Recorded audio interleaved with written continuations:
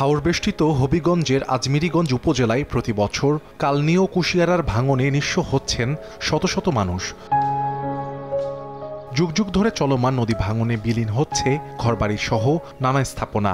উপজেলার পিরোজপুর, সরলী, বদলপুর, মণিপুর, বাহাদুরপুর সহ কয়েকটি গ্রামে তীব্র ভাঙনে বিলীন হয়েছে মসজিদ সহ শতাধিক পরিবারের ঘরবাড়ি। এছাড়া কুশিয়ারার নবীগঞ্জ অংশেও ভাঙনের শিকার রাস্তাঘাট ও ঘরবাড়ি।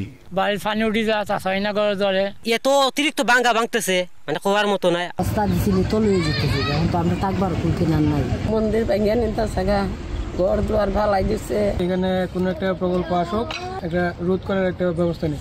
ভাঙন রোধে প্রকল্পের প্রস্তাব পাঠানো হয়েছে। বরাদ্দ পেলে কাজ শুরু হবে বলে জানায় পানি উন্নয়ন বোর্ডের স্থানীয় কর্মকর্তা। এখানে ডাম্পিং করে আমাদের প্লেসিং করার জন্য যে স্লোপ তৈরি করা লাগে, স্লোপ তৈরি করার জন্য আমাদের প্রয়োজনীয় পরিমাণ জায়গা দিতে হবে। তো যদি জায়গা দেওয়া হয় তাহলে আমরা তাদের সহযোগিতা নিয়ে এখানে খুব সুন্দর একটা কাজ করতে পারবো নদী ভাঙন প্রতিরোধে। আজমিরীগঞ্জ উপজেলার 5টি গ্রামের অন্তত 20,000 মানুষ নদী ভাঙনের চরম ঝুঁকিতে রয়েছেন। সময় সংবাদ, হবিগঞ্জ।